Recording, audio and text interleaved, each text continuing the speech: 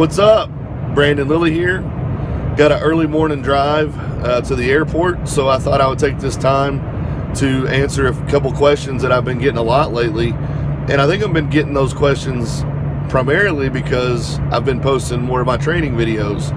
For a long time, after my most recent series of surgeries, I had surgery for infection in Australia in 2015, December, and then came back to the States, had complications from the surgery in Australia, had a surgery in January, and then turned around and had another infection surgery in May. I've had 10 total surgeries on my left knee. One, maybe, I don't know if you consider it a second surgery on my right knee because it was still open and they went back in. So one or two surgeries on my right knee, but right knee feels like I'm a kid again, like best it's ever felt. The left knee, as of right now, as of this video, after my 635 for 3 pause squat yesterday, the 840 deadlift video that you guys saw a week ago, my rectus femoris, the long running muscle across the front of your quad, is still not properly attached on my left side. That because of the series of infections attacked, for lack of a better word, the repair that they made initially, and the infection attacked that area where it was repaired, and it's come loose again. So I am set to have another surgery. I actually go in Monday, January the 11th, to find out, what the prognosis and timeline is for that. But overall, I'm doing pretty well. I still can't straighten the left knee 100%, but this surgery, the doctor, he's actually crazier than I am. He's told me that after this surgery, I'll be able to surpass my best ever, as far as squatting and whatnot. So he's as confident, and that's helped me as much as anybody, or as much as anything, to have confidence in my body moving forward. He's not been a guy that's pulled the reins back. He's been a doctor that's been very encouraging and challenging. He's like, if you don't get back, then that makes me look bad. So he's been a cool guy to work with. I just didn't post videos for a while because my training was boring.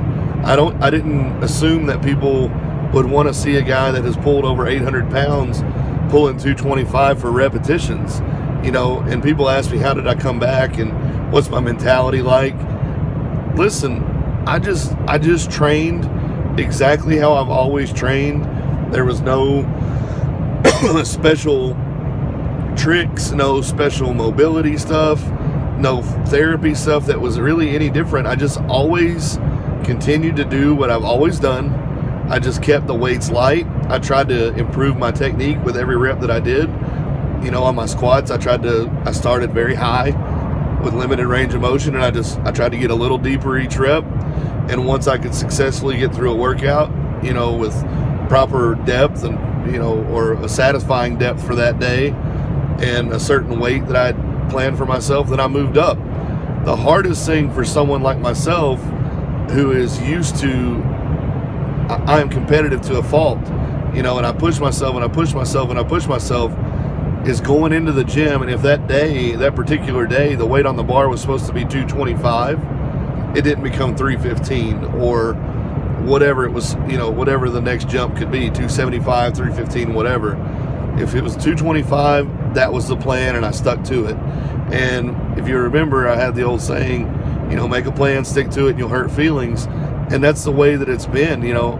I've done boring ass training, a lot of hypertrophy work, a lot of bodybuilding style stuff, a lot of biceps, a lot of calves, tons and tons and tons and tons of hamstrings, lower back stuff. And really, I just wanted to build myself into a healthier version of what I was. When I was 340 before, I was very, very strong, but I was only strong or good at 3 things. I could squat, bench, and deadlift, and that was it. I wasn't mobile, I wasn't versatile. I was pretty pathetic, outside of what I could do on a platform. So as of right now, when I pulled the 840 the other day in training, I was about 310, 311.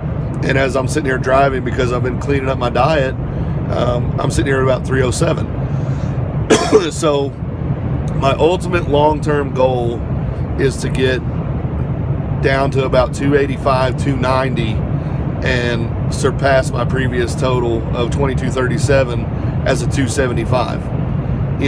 Will that happen? Time will tell, but that is what is driving me, is to, one, get my body into a better condition, and two, get my body into a stronger condition, but one that is functional and able to enjoy going out and throwing baseball with my son, or whatever it may be, just enjoying life instead of just being good at one thing. So as far as the training, like I said, over and over and over in powerlifting, and what I've learned, for probably the first 10 years of my training life in powerlifting, you're always searching for the magic program, the magic diet, the magic drug, the magic supplement. And what I can tell you without a doubt, without any hesitation, is there is nothing magical out there. You're born with the genetics that you have, you're born with the body that you have, and all of that can change depending on how hard you work. Yes, you will have advantages over somebody else, or they will have advantages over you. A good supplementation plan, training plan, diet plan, all of those things working within the hub of a wheel, put together in the proper order, will get you better results than no plan at all, or no direction. So that's what helped me the most, is just having a proper plan, aligning myself with people, such as Amit Sapir, who is doing my diet. He's been a friend of mine who is encouraging, so many people like Amit, Paul Carter, Greg Panora, Sweet Burns, Chad Smith, on and on and on. I mean, I could name more people than I can count that have been there and supported me and pushed me, with their expertise, and made me the lifter that I am today. One interesting thing that people talk about is the mentality of how it is to come back from an injury. And I certainly understand that, because believe me, after I competed at the GPA Worlds in Australia, which I competed on an infected knee, it was already starting to swell as I was competing, and I was really in a lot of pain, but I committed to that competition and I wanted to get through it. But long story short, after that, I already thought I was well on my way. It had been 8 months post-op, or post-operation, and I thought everything was going good. And, here I am going back under the knife again.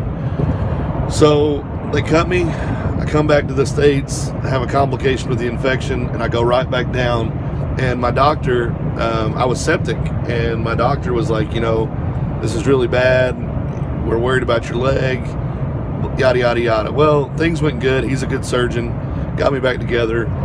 I just traveled down to Louisiana to spend some time with Matt Vincent, and I'm coming back, stop in Birmingham, start having all kinds of indications that the leg is infected again, vomiting, night sweats, chattering, knees starting to swell and hurt out of control.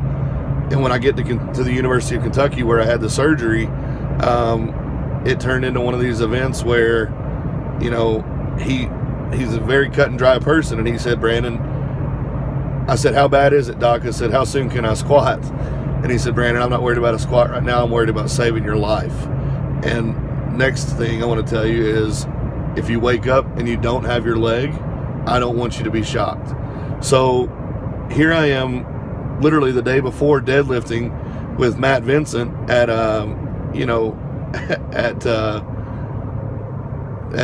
Red Stick CrossFit, doing deadlifts and feeling great, feeling strong. And now I'm being told that I might lose my leg, and I might never, I might not recover from it.